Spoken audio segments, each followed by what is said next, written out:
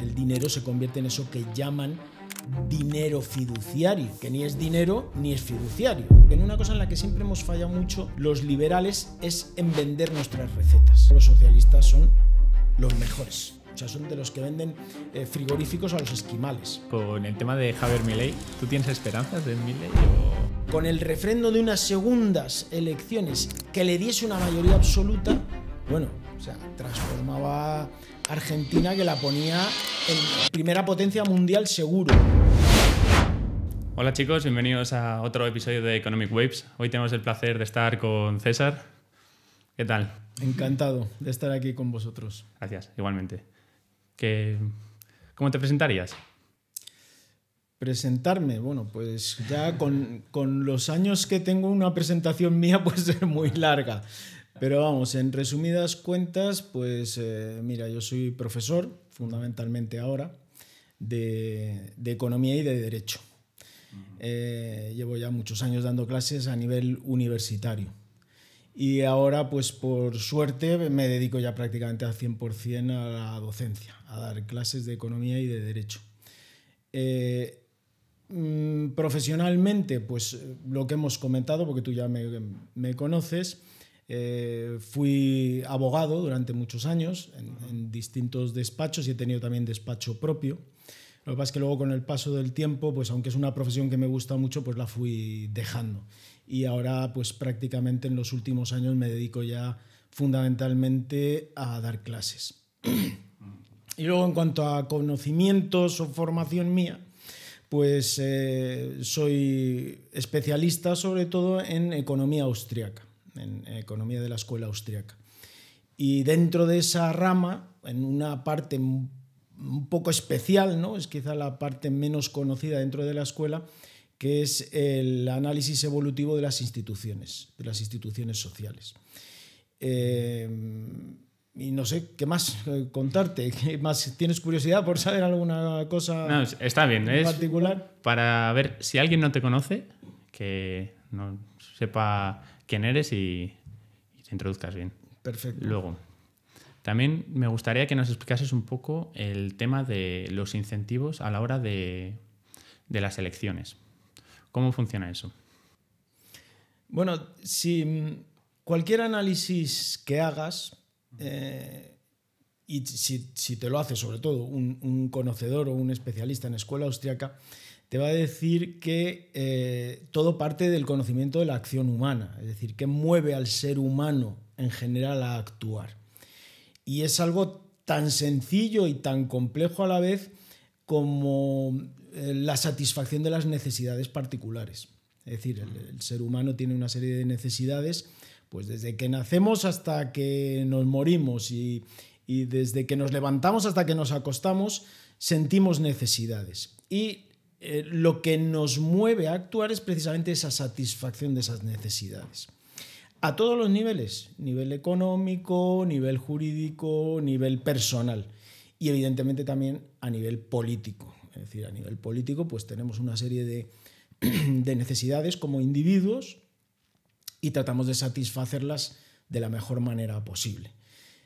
Si te pones del lado del análisis del ciudadano, del votante, pues lo que le van a mover es la satisfacción de sus necesidades como individuo, ¿no? Que está integrado en una sociedad. Si te pones del lado del político, pues va a estar movido por sus propias y particulares necesidades, ¿no? Entonces, ¿problema que tiene eso? Pues que el análisis de cualquiera de ellas es extremadamente complejo porque es fundamentalmente subjetivo. Es decir, tú no te puedes meter en la cabeza de la gente y saber cuáles son esas necesidades y qué les está moviendo. Nosotros vemos solamente lo que es la parte externa, es decir, el resultado, que es la acción humana que se haya llevado a cabo, ¿no? Entonces, bueno, pues ahí hay toda una serie de incentivos en un lado y en el otro que mueven a actuar a unas personas y a otras. Vale. ¿Nos podrías decir los incentivos del ciudadano medio, por ejemplo?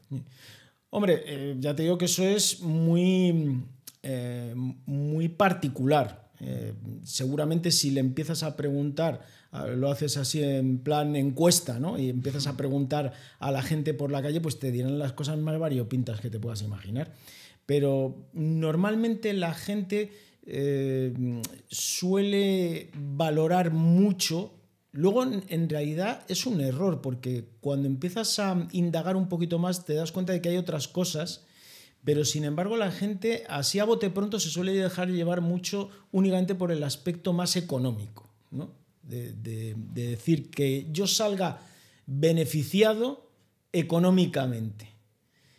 Luego, es lo que te digo, luego te das cuenta que la gente no es tanto la parte económica como otras cosas, ¿no? Pero de entrada es lo que sueles decir, oye, pues mira, que yo gane más, que tenga un mejor sueldo, que me bajen los impuestos, que, o sea, parece que lo asocian todo un poco al ámbito estrictamente material y económico.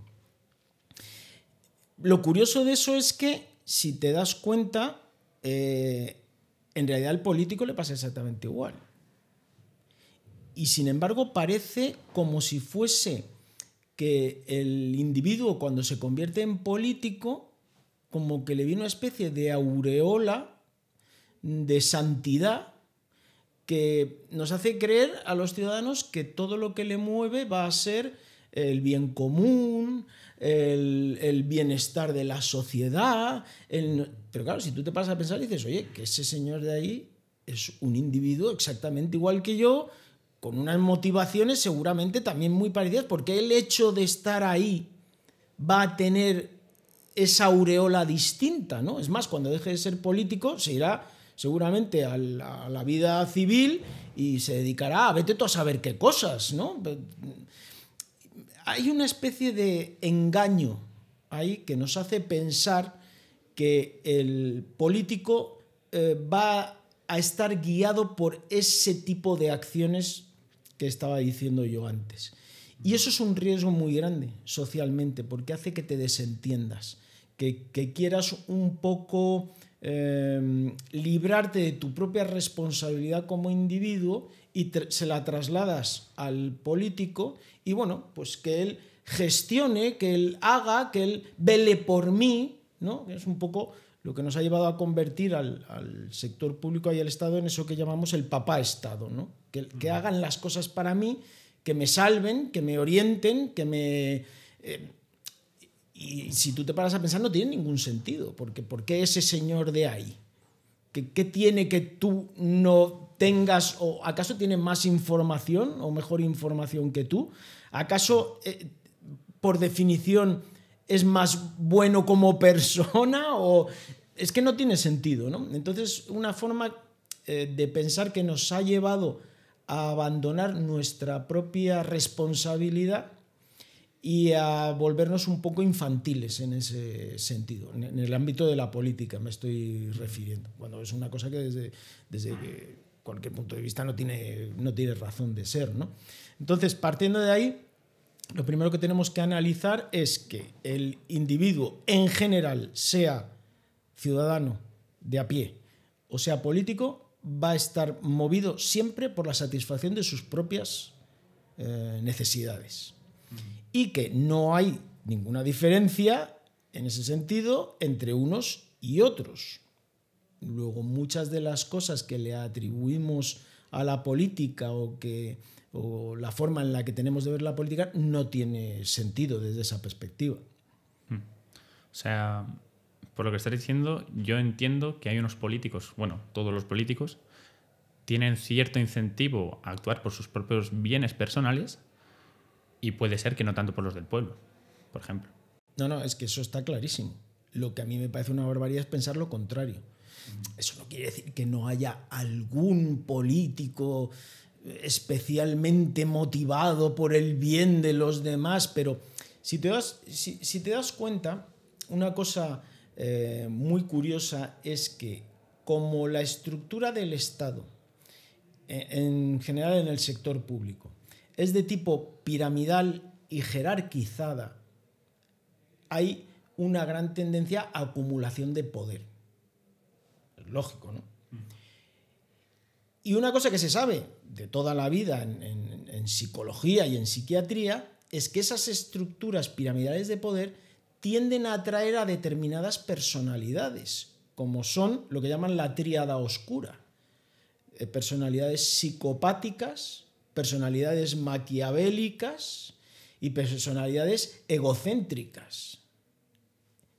O sea, si de esas tres personalidades que llaman la tríada oscura hay mucho más de lo que nos pensamos en la sociedad, en los ámbitos de poder es que se multiplica, porque es como, hace como un efecto de llamada a esas personalidades. Piensa, bueno, cuando hablamos, por ejemplo, de psicópata, no me estoy refiriendo al psicópata de las películas que va por ahí apuñalando a gente. No, la personalidad psicopática tiene muchos rangos, ¿no? Entonces no es... es verdad que el criminal así de ese tipo es psicópata, pero es un psicópata de extremo, podríamos decir. Pero luego hay muchos grados en la psicopatía. Y yo he oído decir que hay estudios que dicen que alrededor de entre el 5 y el 10% de las personas normales tienen tendencia psicopática. Pero si eso lo trasladas a los ámbitos de poder, como puede ser, por ejemplo, la política, es que se multiplica. O sea, yo no sé si hay algún estudio hecho sobre eso, pero vamos, me juego lo que quieras a que si hay un 5 o un 10% a nivel del global de los ciudadanos, en esos ámbitos de poder habrá un 25% y es una barbaridad. ¿Por qué? Pues porque al que no tiene esa tendencia, pues quiere vivir tranquilo, que no se metan con él, y el otro no, el otro busca eso, busca estructuras donde pueda imponer su criterio, mandar, tener esa sensación de poder, ¿no? de control sobre los demás. Entonces vas a tener una probabilidad muy grande de que los políticos tiendan a ese tipo de personalidades, con lo cual es muy erróneo pensar que esa persona, por estar ahí, va a hacer las cosas, como decías tú, por el bien común, por el bienestar de todos. Eso no lo hace ni siquiera muchas personas totalmente normales. O sea que imagínate tú el tipo de persona que busca esas estructuras de poder para él estar a gusto y situarse ahí. Bueno, pues evidentemente va a estar movido por sus propias inquietudes y por buscar su propio beneficio, sea el que sea, y le trae muy al fresco el beneficio de los demás y el bien común. Él lo que quiere, pues es eso, es asentarse ahí, ganar posición, mandar, tener prestigio, y eso es lo que le va a mover, y ganar las siguientes elecciones. Sí. Además, cuanto más arriba, más probabilidad hay de que sea más manipulador, sea más malversador, porque precisamente tú cuando llegas arriba es porque has tenido que ir haciendo favores, has tenido que ir haciendo trueques y cosas así para llegar al para top, poder llegar ahí. Claro. Es como se produce como una especie de selección natural interna, que son esas personalidades las que mejor se adaptan a esas estructuras. Con lo cual, piensa lo que estamos poniendo ahí, mandando sobre nosotros. Algunas las tenemos muy cerca, así muy visibles, ¿no? Nada más verles dices, uy, me inspira muy poquita confianza, ¿no? Porque le ves de qué pie cojea. Claro. Luego, cambiando un poco de tema y ya yendo a tu ámbito, que es la teoría evolutiva de las instituciones, ¿nos podrías explicar cómo evoluciona el derecho? O sea, ¿cómo le explicarías a una persona que no ha visto el derecho fuera del monopolio estatal? Vamos a ver, esto es un tema bastante complejo de explicar porque normalmente la gente no tiene ni idea, ni siquiera muchos especialistas en derecho. Es una cosa que choca cuando yo, por ejemplo, doy clases de derecho, choca mucho a los alumnos porque dicen, es que a mí eso no me lo habían explicado así, es que yo no tenía ni idea de que el derecho en su origen era eso que me estás diciendo. Porque si tú les preguntas, por ejemplo, a un alumno de derecho qué entiende por ejemplo, por ley o por norma en general, pero bueno, por ley, y te dice que toda norma con rango de ley que emanada del Parlamento.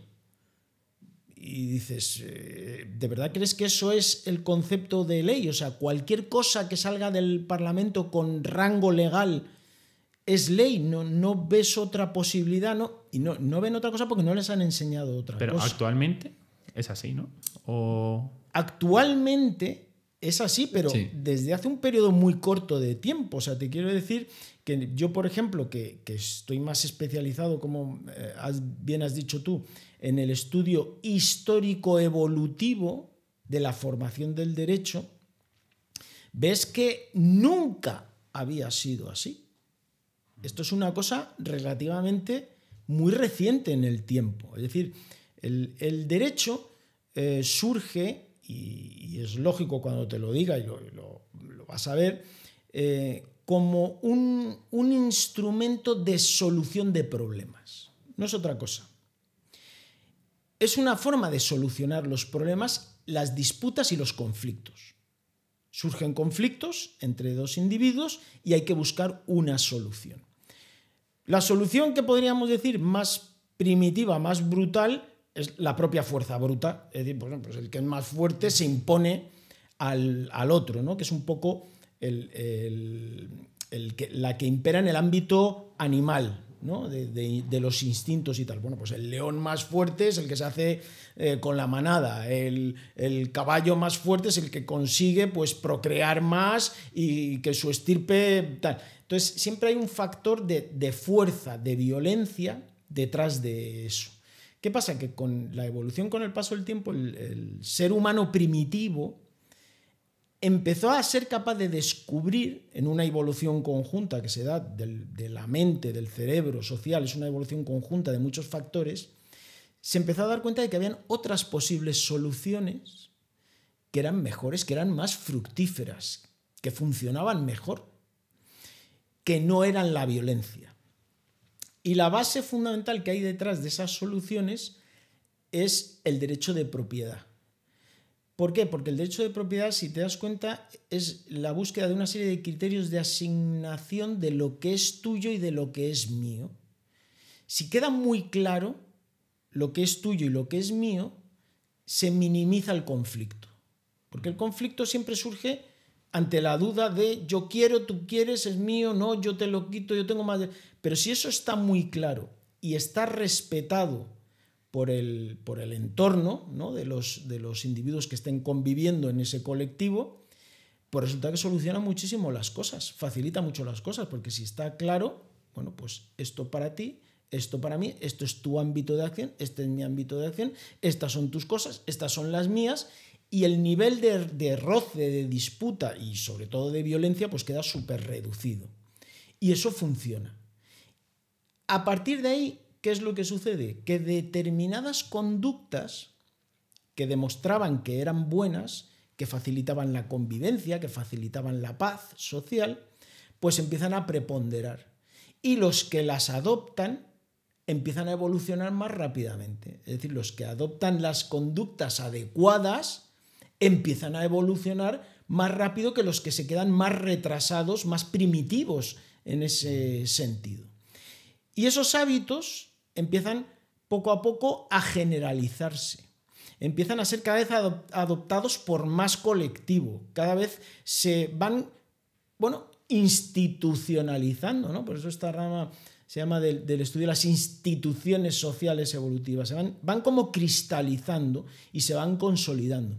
Pero lo más curioso de todo este proceso es que no es voluntario en el sentido de que se hace deliberadamente, sino que se da a lo largo de dilatados procesos de evolución sin que haya alguien que lo esté dirigiendo. Que eso es lo que nos maravilla a los que estudiamos también, aparte de Derecho, Economía, del mercado, ¿no? Cómo el mercado, sin que nadie que lo vaya dirigiendo, es capaz de ir encajando todas las piezas y funcionando de forma correcta sin que nadie desde fuera lo manipule y lo toque. Bueno, pues en la formación de las instituciones pasa algo parecido.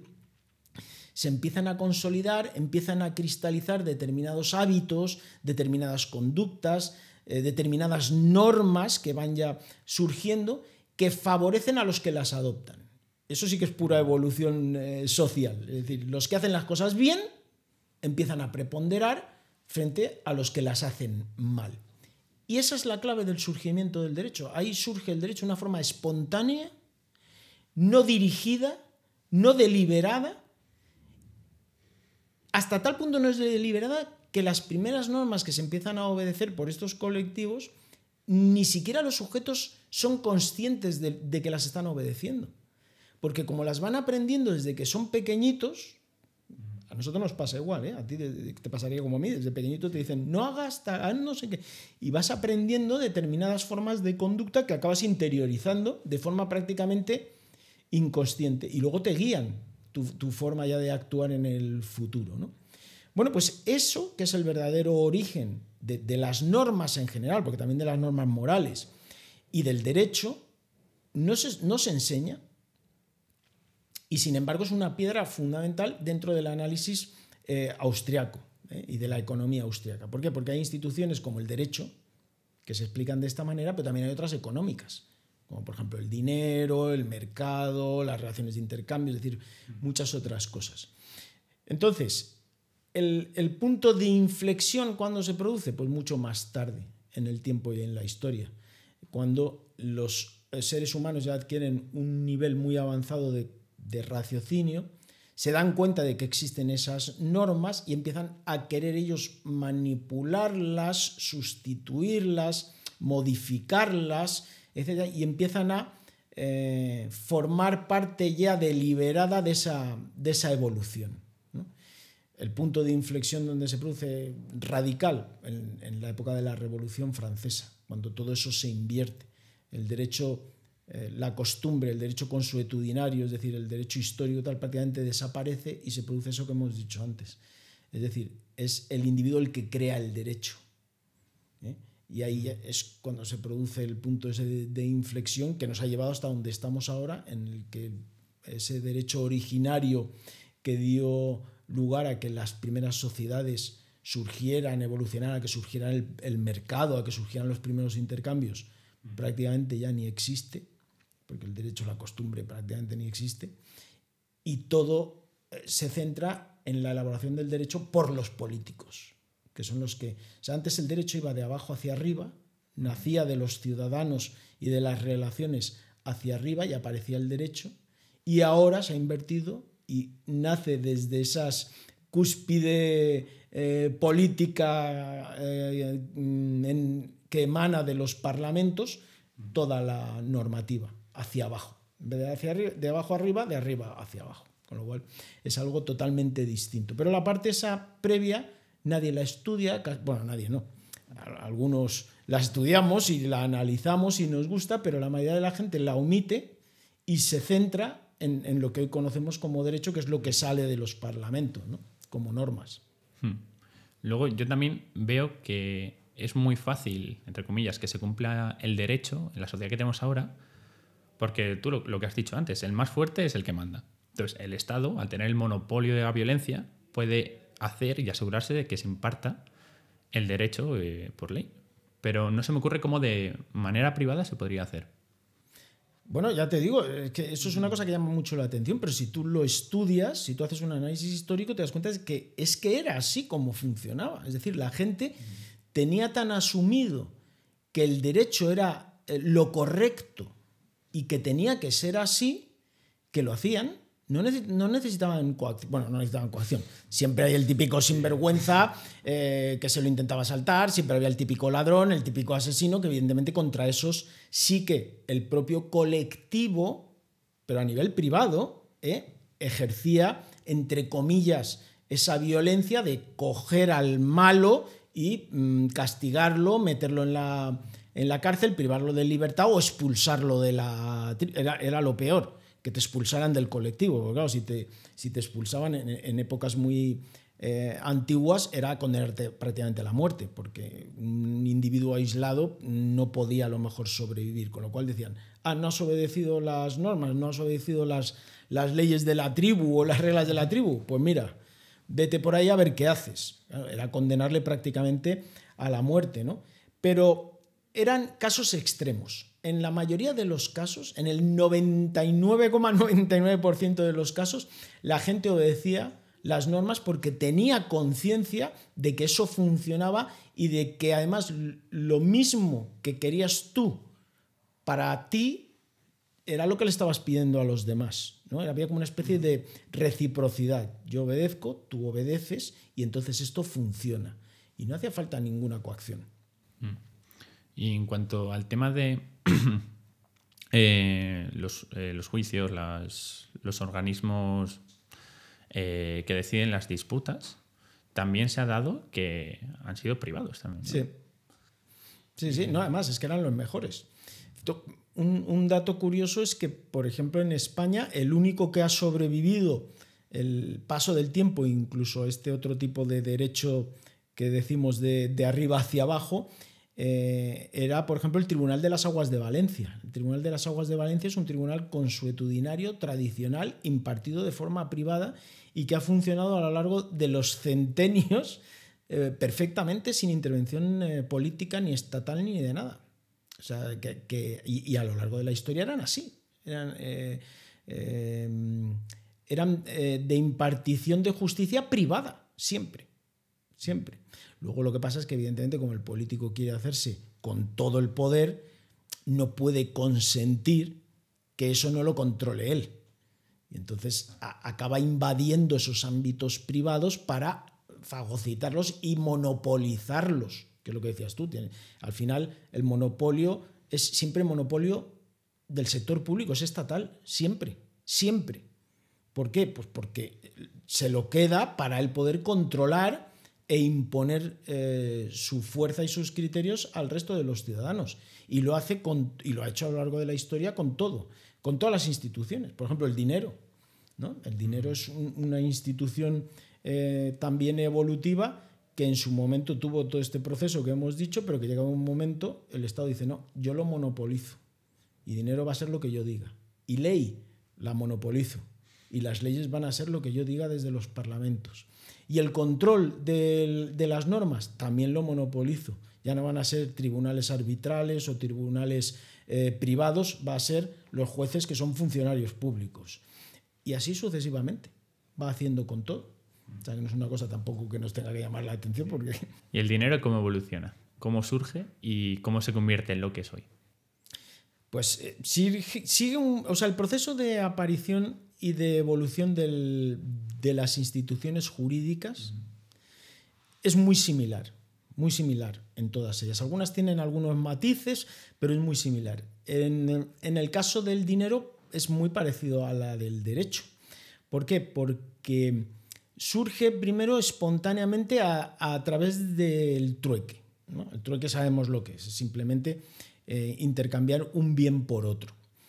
¿Qué es lo que pasa? Que evidentemente, como se estudia en economía, esa fase de intercambio basada en el trueque es muy compleja porque tiene que dar la casualidad de que yo encuentre a la persona que justamente tiene lo que yo quiero y a su vez yo tener lo que esa persona quiere para poder intercambiar. Es decir, el trueque hace que los intercambios sean muy reducidos, ¿no? Los hay, pero son muy reducidos.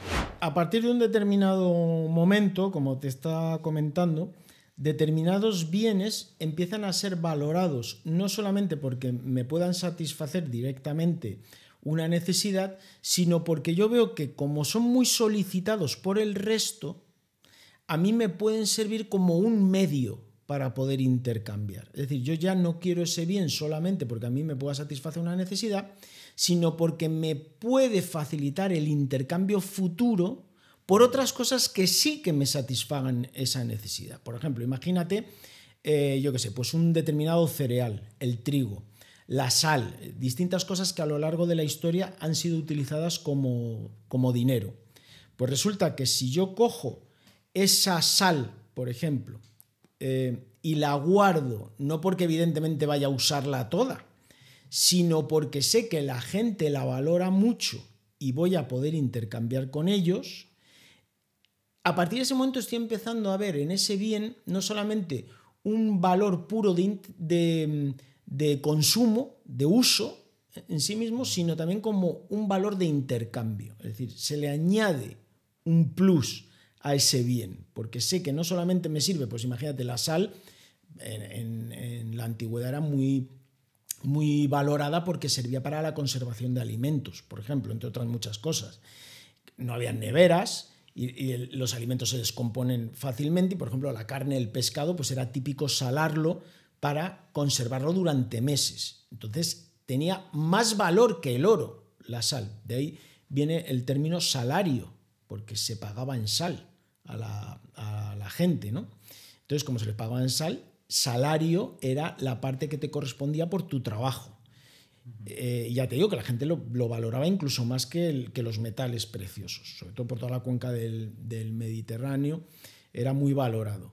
Bueno, pues a partir de ese momento, como tú sabes que todo el mundo valora mucho la sal, porque tiene muchas utilidades, muchos usos, mucho lo que sea, tú dices, yo evidentemente no me voy a comer 5 kilos de sal diario porque me muero, pero los tengo aquí guardados porque sé que cuando quiera cosas puedo ir al mercado, puedo ir a mis vecinos, puedo ir a lo que sea y decir, oye, intercambiamos, yo tengo sal, tienes sal, qué bien, pues venga, te lo intercambio por tal cosa. Yo esta sal no la tenía guardada porque me la fuese a comer, la tengo guardada porque sé que me va a servir para futuros intercambios. Entonces, ahí se produce ya un primer salto evolutivo, que esos bienes empiezan a tener ese plus, ¿no? Esa categoría de más. Y son determinados bienes, que además suelen reunir otras características. Por ejemplo, suelen ser bienes fungibles. Fungibles quiere decir que se pueden mezclar y no se distinguen, ¿no? Como la sal, distintos tipos de sal, pues tú los mezclas. Los cereales, ¿no? Distintos bienes que son fácilmente divisibles, son fácilmente conservables, ¿no? Es decir, determinados bienes reúnen una serie de características que hacen que la gente los empiece a identificar con ese tipo de bienes que facilitan intercambios. Y a lo largo de la historia ha habido muchísimos en distintas zonas. En la época en Centroamérica, en la Centroamérica precolombina, se utilizaban los granos de cacao. En el norte de Estados Unidos, las puntas de flechas, los indios. En algunos sitios de África, las conchas, la sal, en Oriente las especias, que luego los trajimos también para Occidente y se utilizaron durante mucho tiempo como forma de pago, ¿no? con especias que venían de Oriente. Bueno, las cabezas de ganado, lo que pasa es que las cabezas de ganado, como eran poco fácil de fraccionar, pues se utilizaban a lo mejor para intercambios muy grandes, ¿no? 20 reses o 20, eso era más difícil, pero también se han utilizado como medio de pago. Es decir, toda una serie de bienes estuvieron haciendo función de dinero según las zonas y las épocas. ¿Qué pasa? Que con el paso del tiempo, evidentemente, se fueron depurando y quedaron las mejores. Y las mejores al final, pues, eran los metales preciosos. Porque los metales preciosos, el oro, la plata, el cobre, ¿no? Todo eso es que reúne todos los requisitos, porque son fáciles de manejar, son duraderos, todo el mundo los quiere. ¿Por qué? Pues porque tienen valor ornamental, tienen valor de prestigio, tienen mucho valor en distintos... Y se acabaron quedando como dinero en prácticamente todo el mundo. La prueba está en que durante un periodo muy largo de tiempo el patrón plata-oro era la base de toda la economía mundial. Todo se movía en base a ese dinero, oro y plata. Y todo eso es un proceso totalmente evolutivo, natural, no diseñado deliberadamente. Es decir, si te das cuenta, tiene todas las características que te he dicho del derecho. Entonces, yo entiendo que a lo mejor cuando el Estado mete su mano en el dinero por primera vez es cuando empieza a crear monedas de oro él mismo para comercializarlas como, mira, esta moneda de oro sabemos que pesa esto y es de este Estado. Yo entiendo que es ahí, ¿no? Porque lo veo difícil que lo hagan con la sal o con alguna cosa más. Sí, es el momento en el que entran ya de forma directa a tratar de controlar el dinero. Y lo hacen muy bien, porque lo saben hacer muy bien. Siempre están respaldados en una supuesta buena acción, ¿no? Decían, Bueno, pues nosotros lo vamos a controlar para evitar que hayan fraudes, para evitar que haya picarescas de que metan un oro falso. Nosotros lo vamos a acuñar, vamos a poner además la cara del rey o del conde o de quien sea como garantía de que esto ha sido pesado y medido y de... Bueno, el argumento que te dan es muy bonito porque parece que es que te están intentando proteger, pero detrás en realidad lo que hay siempre es un control y una acaparación de poder. Claro, si tú te legitimas como único hacedor, entre comillas, del dinero, el mercado es tuyo, que es lo que pasa hoy en día.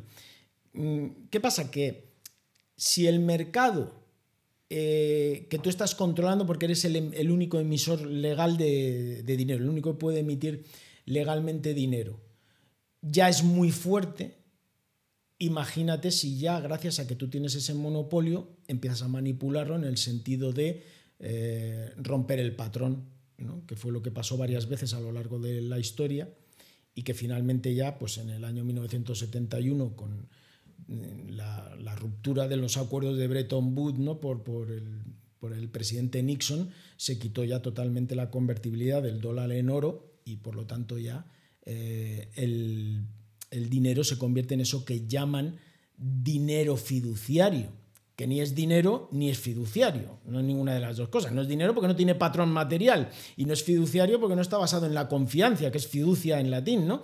Es una imposición estatal.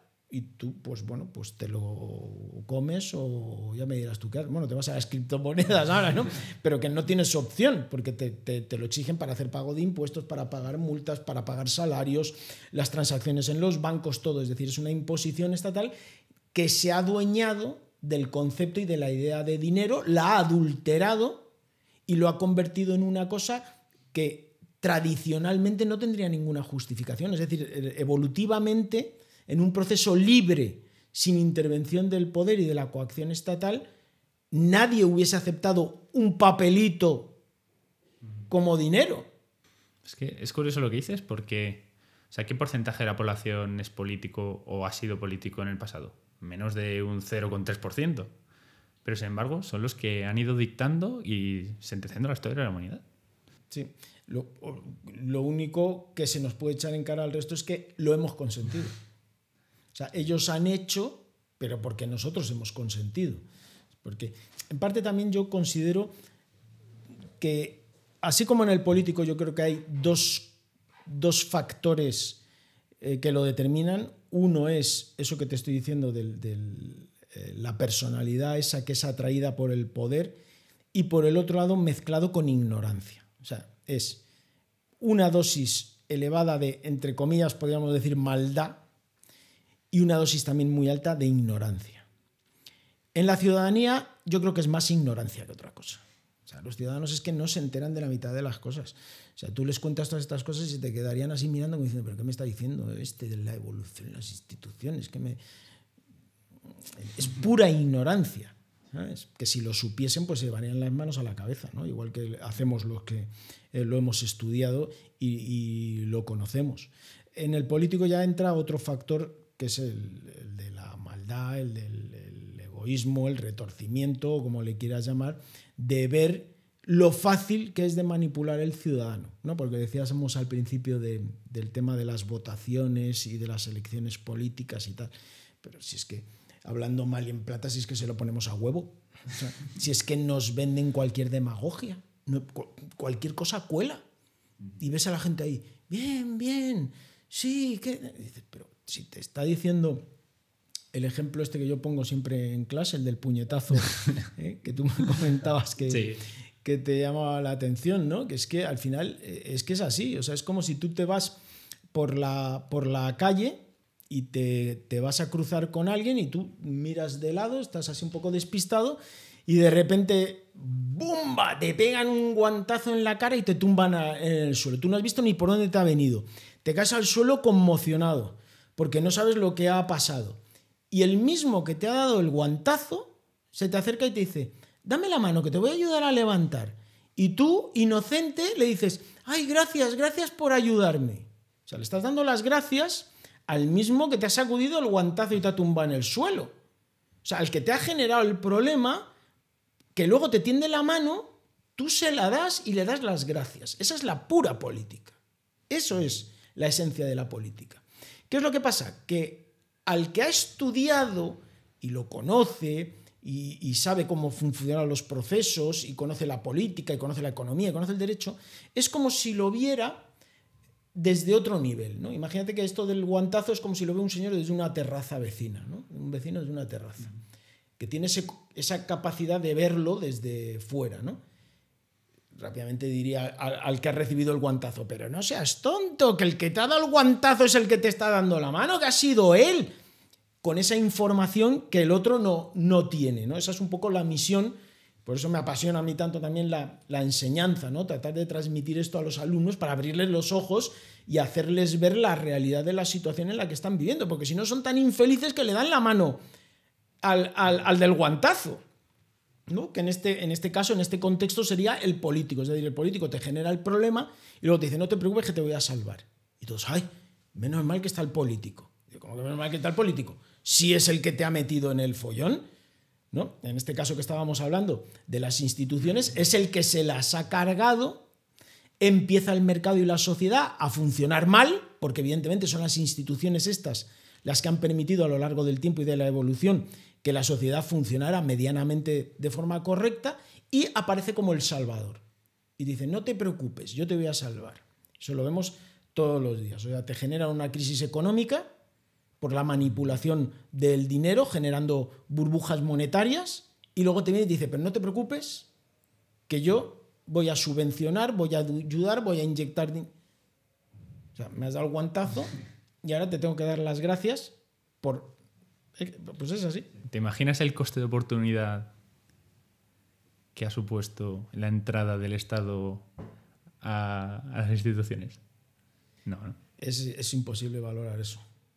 Es imposible. O sea, no nos podemos hacer una idea al nivel de evolución tan grande que podríamos haber llegado. Ya no te digo, o sea, porque yo tampoco me considero radicalmente anarcocapitalista, por ejemplo, ¿no? de los pensadores que son totalmente contrarios a cualquier cosa que se parezca al Estado. Yo ahí tengo algunos matices, ¿no? Pero lo que no cabe duda es que el proceso de evolución hubiese sido muchísimo más rápido, la generación de riqueza y de prosperidad hubiese sido infinitamente mayor, y el nivel al que estaríamos ahora es impensable. O sea, no sé qué decirte. O sea, ¿habéis visto las películas de Star Trek o de cosas de estas así? Pues no sé. A un nivel impensable, ¿no? Sí. Ahora, con el tema de Javier Milei, ¿tú tienes esperanzas en Milei o...? Vamos a ver, yo esperanzas en lo que dice, sí, porque todo lo que dice... aquí hay un problema, con Milei y con cualquier pensador teórico, que las teorías pueden estar muy bien, las teorías pueden ser muy correctas, pero luego hay que llevarlas a la realidad y a la práctica. Y ahí es donde pueden venir los problemas. Es decir, está clarísimo que todo lo que dice Milei tiene mucho sentido, tiene mucho respaldo teórico y teóricamente funcionaría. Ahora, vamos a ver el contexto en el que lo va él a intentar sacar adelante. De entrada no tiene una mayoría absoluta, porque no sé, a lo mejor con una mayoría absoluta otro gallo cantaría, ¿no? O sea, si llega allí y dice, tú fuera, tú dentro, tú no sé qué... Pero claro, eso de entrada no lo tiene. Con lo cual ya estamos en un contexto complicado para él. Va a tener que hacer pactos, va a tener que hacer concesiones que la gente se las echará en cara porque le dirán, pero tú decías que ibas a hacer. Claro, pero dice, es que si no hago esto no puedo, ¿no? Entonces ahí va a haber limitaciones. Claro, esas limitaciones que va a tener van a impedir que a lo mejor los frutos sean o tan buenos o tan rápidos como lo habrían sido. Hombre, yo tengo esperanzas. Yo creo que además los pobres argentinos se lo merecen, porque ya cuando Argentina medianamente funcionaba, llegó a ser una potencia mundial. Es un país súper rico, con una capacidad de generar riqueza, vamos, brutal a todos los niveles. Yo creo que es un país que se lo merecería que Milei consiguiese hacer todo lo que quiere. Ahora, yo lo veo muy complicado. A lo mejor, mi esperanza, esto es una cosa mía particular, si él en el periodo que tiene ahora, aun teniendo que hacer pactos y con muchos problemas, consigue convencer a la gente, es decir, consigue hacer cosas suficientemente buenas como para que la gente las valore, que en las siguientes elecciones saliese con mayoría absoluta. Eso ya sería increíble, porque claro, ahí ya con el refrendo de unas segundas elecciones que le diese una mayoría absoluta, bueno, o sea, transformaba Argentina, que la ponía en primera potencia mundial seguro. Pero claro, eso va a ser muy complicado. A ver, es que también está el problema de que Argentina viene de un socialismo brutal y que los argentinos están hasta los cojones, por decirlo así. Y con Milei o sea, yo creo que el hecho de que haya salido un liberal como es Milei, tan radical, no se podría haber dado en una sociedad normal, ¿sabes? Yo creo que ha tenido que pasar algo que les ha tocado mucho los cojones a los argentinos para que haya salido Milei. Entonces, este primer rebote de Argentina a votar a Milei, yo creo que ha salido por eso, pero no sabemos si en estos 4 años, que no tienen por qué ser de prosperidad, porque tenemos que cambiar muchas cosas, van a seguir votándole a él y confiando en él. Eso es lo que yo veo también. Eso es lo complicado que yo veo. Porque claro, la gente quiere también cosas rápidas. Claro. O sea, que me has prometido... Bueno, te he prometido, pero primero tendré que sembrar para recoger. Si no sembramos primero, y la siembra es dura, y la siembra es trabajosa, y tienes que dejar un periodo de tiempo. O sea, y yo no sé si eso... Él, ¿sabes qué es lo que yo creo que tendría que hacer? Que parece que lo sabe hacer bastante bien, porque en una cosa en la que siempre hemos fallado mucho los liberales es en vender nuestras recetas. Sí. Siempre hemos tenido muy mal marketing. O sea, somos malísimos en el ámbito y en el campo del marketing y de vender ideas. Sin embargo, los socialistas son los mejores. O sea, porque te venden, o sea, son de los que venden frigoríficos a los esquimales, porque tienen una capacidad de convencerte de la cosa más absurda y de que les voten diciéndote la mayor tontería del mundo, que a mí me deja alucinado. Pues eso los liberales nunca lo hemos sabido hacer. Aparte que nuestras recetas, como pasan por no mentir y por transmitir la realidad de las cosas, pues muchas veces no gusta. Entonces, por ejemplo, cuando decimos en la economía de la escuela austriaca que la salida de una crisis implica ese periodo de crisis que es de limpieza, es decir, si tú de verdad has generado una burbuja, lo mejor que te puede pasar es que la burbuja estalle y pasar por ese periodo de reajuste, que es doloroso, te guste o no, para poder entrar en una situación mejor y ya más adecuada. Claro, a la gente lo que no quiere es ese periodo. La gente quiere, no, yo quiero ya ser mañana millonario, ya, mañana. Y dices, no, oye, yo te podré hacer un país próspero, te podré hacer una economía saneada, pero necesito pasar por una serie de fases, ¿no? De etapas, y algunas pueden ser, podríamos decir, incluso traumáticas. Porque bueno, pues va a haber que poner a gente en la calle, va a haber que cerrar empresas, va a haber que echar a mucho funcionario, y eso va en las calles a ver qué pasa, porque la cosa va a estar complicada.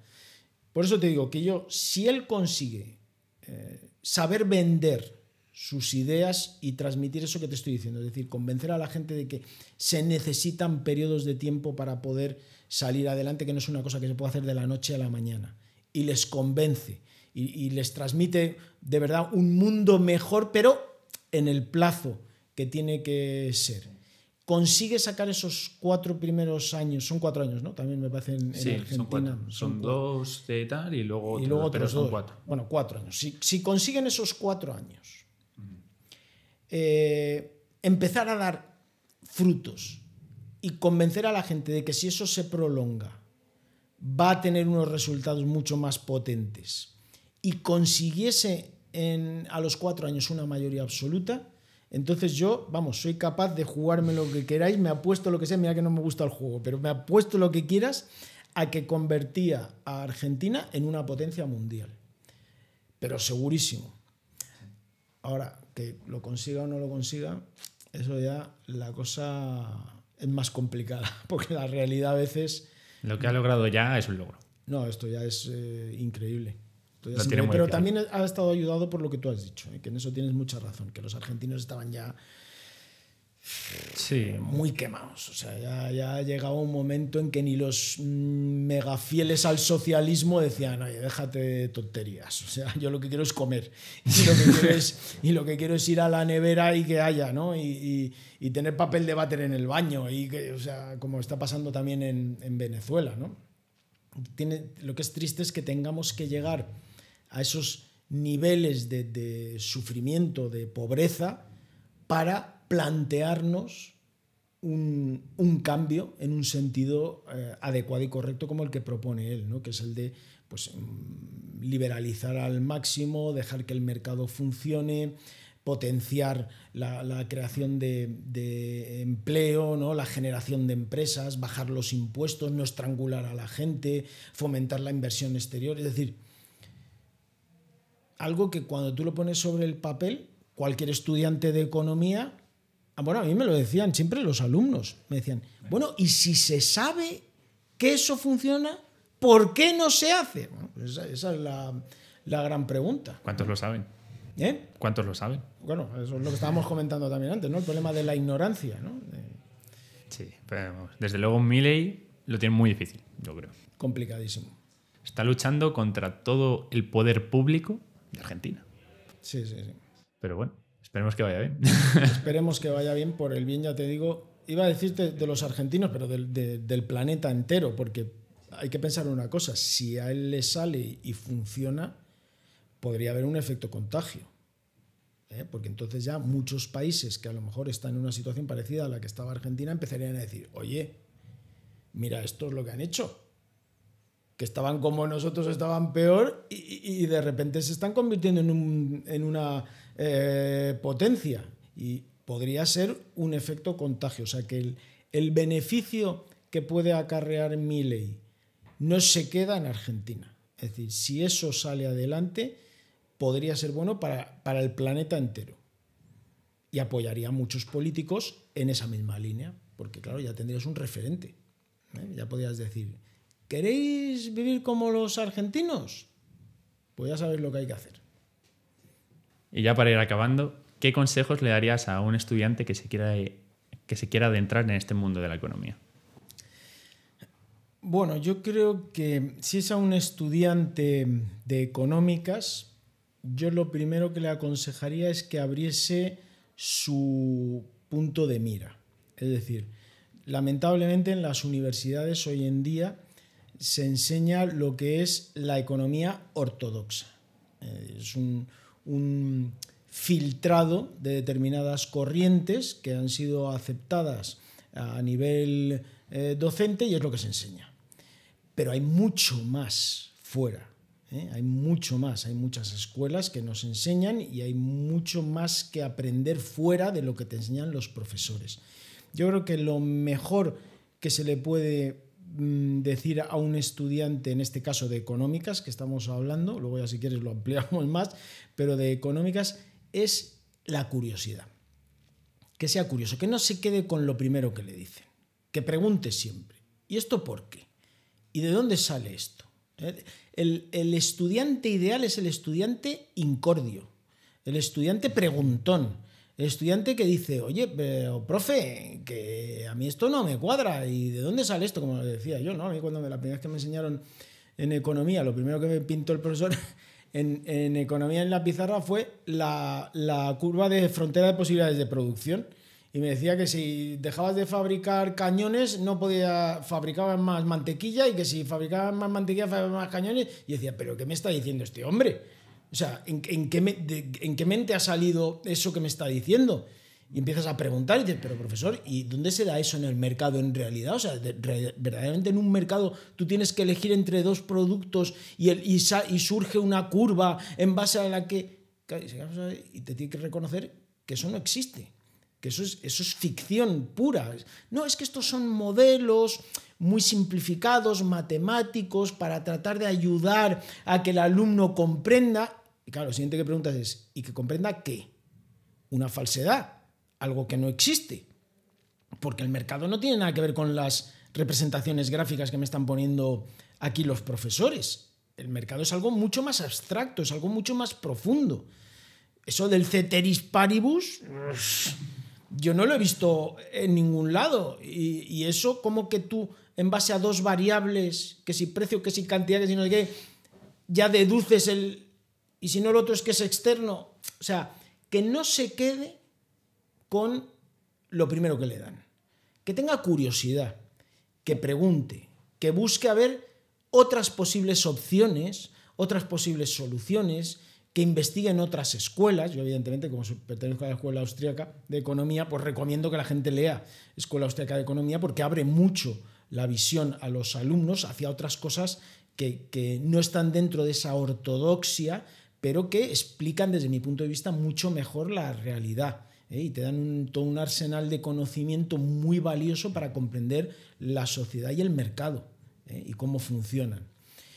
Yo creo que es el mejor consejo, que no se quede con lo que le den, que sea muy curioso, que sea muy incisivo con los profesores, que pregunte y que abra su punto de vista sobre lo que es la economía, que no se quede solamente con lo que le dan en las clases. Vale. Ahora te voy a ir comentando autores y me tienes que decir 2 o 3 palabras que se te vengan a la cabeza, ¿vale? Mises. ¿Quién? Mises. Bueno, Mises es un genio de la economía. ¿Por qué es un genio de la economía? Porque hizo una cosa muy difícil de hacer. En realidad, el verdadero genio que hay detrás... Bueno, lo primero que hay que decir es que Mises es un autor austriaco, ¿no? Es un economista austriaco. El verdadero genio iniciador de la escuela austríaca es Karl Menger, ¿no? Que es o sea, si tú te lees, por ejemplo, su obra principal, que es la que da inicio a la escuela, que son los principios de economía política de Menger, te das cuenta que ahí está todo. Todo. ¿Tú recomendarías a alguien empezar por ahí en vez de por la acción humana? Yo creo que sí. Yo empecé por la acción humana. Bueno, no, mentira.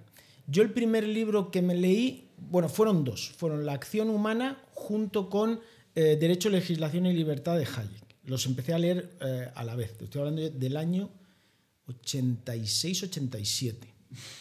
O sea que ya he leído bastante de escuela austriaca. Pero quizás sí que recomendaría empezar por Menger, porque yo cuando lo leí, después de haberme leído a Mises y a Hayek, me quedé sorprendido. Porque digo, pues es que está aquí todo. Muy esbozado, muy, ¿cómo decirte? Muy en formato semilla, ¿no? Muy intuitivo todavía, pero todo. ¿Qué es lo que hizo Mises? Que era lo que tú me estabas preguntando por Mises. Mises fue un genio en el sentido de que cogió una de las partes que analiza Menger, que es toda la teoría de la acción humana y de las relaciones de intercambio, y la desarrolló y la estructuró perfectamente. Con lo cual ahí pues, hizo una labor brutal para entender lo que es la economía. O sea, si tú tienes su obra principal, que es La acción humana, que es un tratado de economía, es como decirte, es como si de repente pues, a un ciego empieza a ver. O sea, dices, ¿cómo no he visto yo esto antes? ¿Quién es este tío? ¿De dónde ha salido? ¿No? ¡Qué genio! Entonces, en ese sentido, es un auténtico genio de la economía, como hay otros también, ¿no? Ya te digo, el propio Menger o el propio Hayek, que ya te los he citado. Pero Mises, sobre todo, y si me viene algo a la cabeza, es sobre todo su capacidad de estructurar las cosas, de formalizarlas y de hacer cosas que en principio son muy complejas, sencillas. O sea, si tú te vas leyendo La acción humana, es como... es que es un autor totalmente contrario a Hayek. Hayek es muy caótico. O O sea, Hayek tenía una mente totalmente caótica y él lo reconoce. Mises no, Mises tiene la típicamente germánica, estructurada o cuadriculada que te va pum, pum, pum y te va sintetizando todo y que da gusto leerlo, ¿no? Porque es muy fácil de leer y muy fácil de entender, que es todo lo contrario que Hayek es otro genio, pero que tiene ese inconveniente, que cuando lees a Hayek te obliga a leerte la misma página 7 veces porque te pierdes, vas para adelante, vas para atrás, pero esto no había dicho, pero a veces parece que se está contradiciendo, ¿no? Pero lo que pasa es que está fuera del contexto. Entonces Mises es un genio de la economía con una capacidad de mente racional y lógica brutal, que pocos economistas creo que la tengan. A mí lo que me gusta mucho de ti es que siempre dices que tú los libros no los lees, que tú los estudias. Sí, porque es que si te das cuenta, y sobre todo si son libros complejos, hay libros que a lo mejor, hombre, evidentemente, si te estás leyendo una novela de policías, pues vale, pues eso te lo puedes leer así tumba en la playa y tomando el sol. Pero si son libros de este tipo, ¿no? Libros de derecho, de economía, no se pueden leer. Es lo que siempre recomiendo en las clases. Yo digo, esto hay que estudiarlo, es decir, te tienes que poner concentrado, con tu bolígrafo, tomando notas, con tu subrayador. Tú fíjate hasta qué punto yo trabajaba así con los libros, que siempre me compraba dos.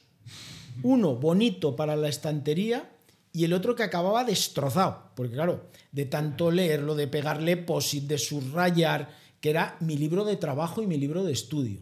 Y el otro lo tenía ahí bonito puesto, ¿no?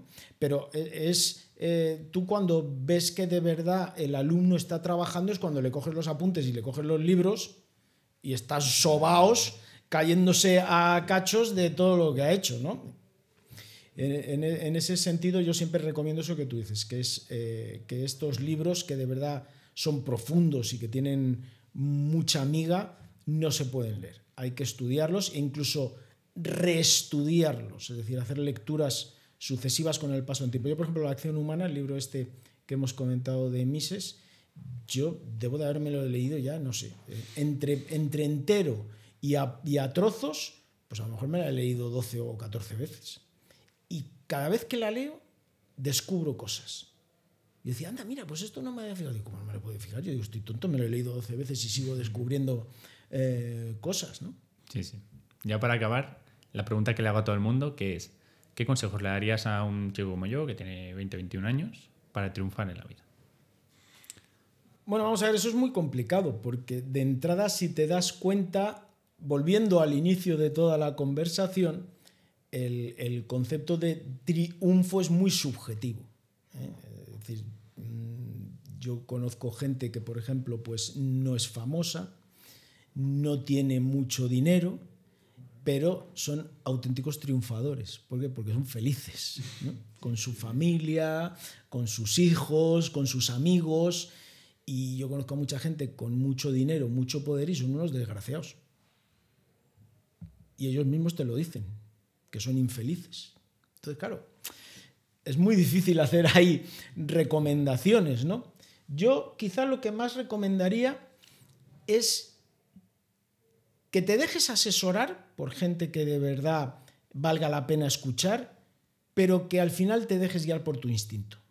O sea, al final está muy bien asesorarse, está muy bien tener mentores, está muy bien tener gente que te guíe, que te marque el camino y tal, pero al final tú eres tú. Y las decisiones tienen que ser tuyas. Y tu vida es tuya. Con lo cual, escucha, asesórate bien, pero luego decide tú dejándote guiar por tu propio instinto. Y bajo el criterio que tú entiendas que es felicidad, claro, porque ahí ya cada cual entiende o tiene una idea de lo que es la felicidad. Yo, por ejemplo, me considero una persona muy feliz, pero yo como más disfruto es eso, estando con mi familia, con mis hijos o dando clase entre mis alumnos. O sea, las cosas más sencillas a veces son las que te hacen más feliz, pero eso ya lo tiene que valorar evidentemente cada uno. Y sobre todo, como son alumnos, ¿no? Que me lo ha dicho un chaval joven que no deje de estudiar nunca, que siempre tenga curiosidad, que siempre esté indagando, preguntando y aprendiendo, que es lo fundamental. Si pierdes eso, lo has perdido todo. Pues ya con esto terminamos la charla. Un placer de tenerte aquí, César. De verdad, muchas gracias. Encantado. Y nada, os dejamos el libro en la descripción, que es el autor de La teoría evolutiva de las instituciones, por si a alguien le ha interesado cómo evoluciona otra institución que no sea el dinero, que también, seguro que lo comentas mucho más a fondo, pues en la descripción os lo dejamos.